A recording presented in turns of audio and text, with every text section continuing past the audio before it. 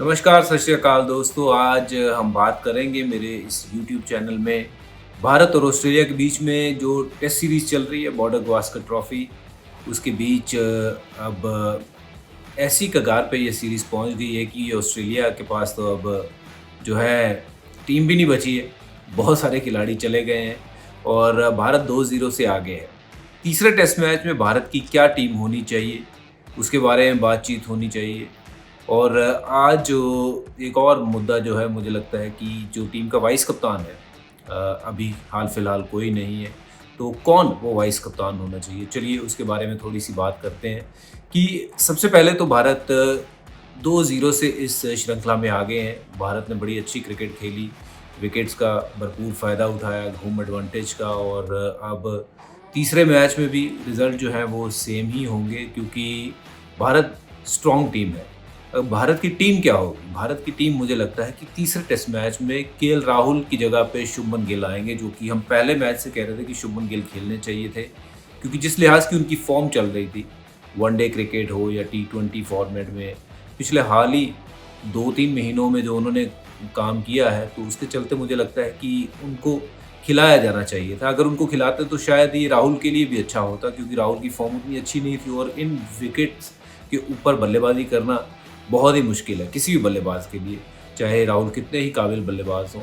हालाँकि फ़ॉर्म ठीक नहीं है, तो ऐसी विकेटों पे फ़ॉर्म आना बहुत मुश्किल होता है। ये उनके लिए भी बेटर होगा कि वो अब थोड़ा-सा अगर ब्रेक उनको मिल जाएगा, तो he will come back better as a player, as a overall. मैं कहूँगा कि उनका जो रुतबा-रवाब रहा है एज़ अ प्लेयर, वो यहाँ से और बेहतर ही होगा। तो शुभमन गिल जो है, मुझे लगता है वो खेलने चाहिए अब 11 में। उसके अलावा I don't see any changes in the 11, क्योंकि ये टीम जो है वो पूरी सक्षम है। 3 स्पिनर खेल रही है, अक्षर ने नीचे रन बनाए हैं, जडेजा ने रन बनाए हैं। और विकेटों में तो देखिए, शमी ने भी 4 विकेटें दिल्ली में पहली इनिंग में ले ली थी, तो शमी भी खेलेंगे। तो मुझे लगता है कि टीम इंडिया ज़्यादा चेंजेस नहीं करेगी, पर शुभमन गिल अंदर आएँगे और शुभमन के लिए ये मौका होगा कि अब मौका मिला है तो फिर छोड़ना नहीं है, लंबे रन बना दो। तो शुभमन गिल की वापसी टेस्ट क्रिकेट में, बांग्लादेश में एक शतक बनाया था, उसके बाद अच्छी फॉर्म में लगातार चल रहे थे, अब मौका मिलेगा। चलिए, इंडिया का वाइस कप्तान नहीं है, इंडिया का वाइस कप्तान कौन होना चाहिए? देखिए, मेरे लिहाज से जितनी मुझे समझ है, मुझे लगता है कि वाइस कप्तान या कप्तान आपका वो होना चाहिए जो आपका 11 में खेले ही खेले, चाहे आप भारत में मैचेस खेल रहे हो या फिर अब्रॉड खेल रहे हो, किसी भी कंडीशंस में, किसी भी सिचुएशंस में वो प्लेयर आपका जो है वो टीम में होना चाहिए। ऐसा खिलाड़ी नहीं कि जब आप थोड़ी हरी विकेट देखो तो उनको बाहर बिठा दो, या फिर कोई स्पिनिंग ट्रैक हो तो फिर उनको बाहर बिठा दो, या फिर कोई ऐसा हो। तो मुझे लगता है कि ऐसे जो खिलाड़ी हैं वो रविंद्र जडेजा हैं। तो ये जो वाइस कप्तानी है, मुझे लगता है कि रविंद्र जडेजा को अब देनी चाहिए, क्योंकि उनको और ज़्यादा रिस्पॉन्सिबिलिटी दीजिए। वो लगातार अच्छा प्रदर्शन कर रहे हैं, एक सीनियर खिलाड़ी के तौर पे अब टीम में हैं, बहुत सालों से क्रिकेट खेल चुके हैं, बैटिंग में, बॉलिंग में उनका रुतबा अब बहुत ऊँचा है।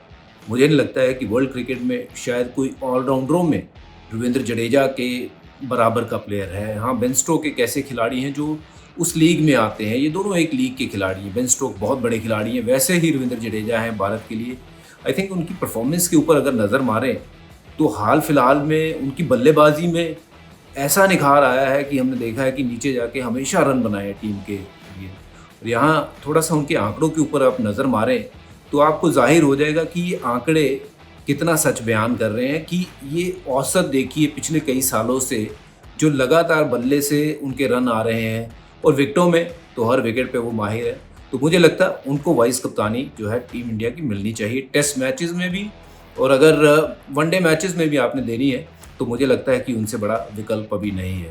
तो ये तो मेरी सोच है। आपकी क्या सोच है? आप भी ज़रूर इस नीचे दिए हुए कॉलम में लिखिए और बताइए आपकी सोच क्या कहती है। क्या रविंद्र जडेजा को वाइस कप्तानी देनी चाहिए या नहीं?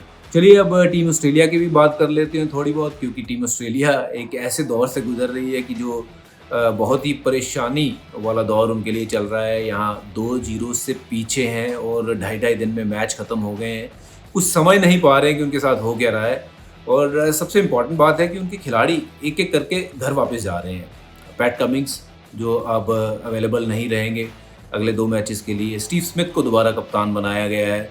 उनका वैसे रिकॉर्ड बहुत बढ़िया रहा है स्टीव स्मिथ का, जब जब उन्होंने कप्तानी जब से कर रहे थे और जब तक वो बॉल टेम्परिंग वाला कांड जो था वो नहीं हुआ था, तो उनकी कप्तानी बखूबी थी। प्लेयर भी तब बहुत तगड़े थे। तो देखते हैं स्टीव स्मिथ क्या दोबारा कप्तानी में आके अपनी फॉर्म पकड़ते हैं एज ए बैट्समैन या नहीं, वो तो समय बताएगा। बट बहुत मुश्किल है इन पिचेस के ऊपर किसी भी बल्लेबाज के लिए रन बनाना, जो मुझे लगता है कि अब शायद स्टीव स्मिथ के लिए वो करना मुश्किल है, क्योंकि जो पहले कर चुके हैं वो अब ये कंडीशंस में हमारे स्पिनर्स के सामने मुश्किल है। तो दूसरी बात करेंगे कि देखिए वार्नर बाहर चले गए हैं, पैट कमिंस बाहर चले गए हैं, ऑस्ट्रेलिया की टीम थोड़ी खाली सी हो गई है। एगर भी बाहर चले गए हैं, जो लेफ्ट आर्म स्पिनर थे, मुझे लगता है कि उनको पहले मैच से खेलना चाहिए था, जो कि एक बेहतर विकल्प होते। बट टीम ऑस्ट्रेलिया ने 2 ऑफ स्पिनर खिलाए, जो कि बहुत बड़ी गलती करी वहाँ पे। और उससे भी बड़ी गलती ये हो गई कि जो दूसरा ऑफ स्पिनर उनका था नेथन लाइन की जगह मर्फी, जो साथ में खेल रहे थे, वो 7 विकेट ले गए। तो जब वो 7 विकेट ले गए तो उनको दिल्ली में भी उनको खिलाना पड़ा। हालांकि वहाँ पे लेफ्ट आर्म स्पिनर भी खेले, बट एगर नहीं खेले। ये मुझे समझ नहीं आया क्यों नहीं खेले, क्योंकि अगर एक बड़े होनहार गेंदबाज हैं, लंबे कद के हैं, तेज़ी से बॉल करते हैं, और इन विकेटों पे अगर आप तेज़ बॉल करते हो, स्पिन आप करवाने में फिर सक्षम हो जाते हो, क्योंकि पिचेस जो है वो काफ़ी स्पिन ले रही हैं। तो अब ऑस्ट्रेलिया की टीम खाली सी हो गई है। आई डोंट नो, शायद वो पहले ही हार मान चुके हैं, घुटने टेक दिए हैं, और उनको लगता है कि इस सीरीज़ में वापसी की कोई अभी गुंजाइश नहीं है।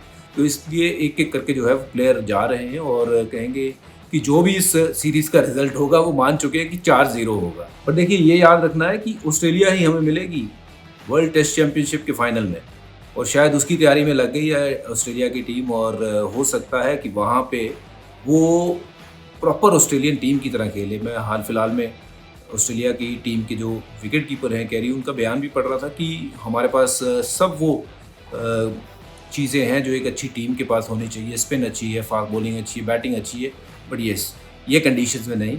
वहाँ पे इंग्लैंड में ये टीम डिफरेंट टीम होगी, उस चैलेंज के लिए हम तब तैयार होंगे। बट हाल फिलहाल के लिए तो इंदौर में तैयारी जो है वो भारतीय टीम की ज़बरदस्त है, और वहाँ पे 3-0 होगा। अगर आपको भी लगता है 3-0 होगा, तो फिर आप अपना जो दिमाग कह रहा है वो नीचे लिख दीजिए कि क्या होगा। 3-0 होगा इंदौर में? अगर होगा तो फिर बता दीजिए। मैं तो इतना ही कहूँगा, फिर आगे मिलते हैं अगले वीडियो में कुछ और बातें लेकर के। Till then take care.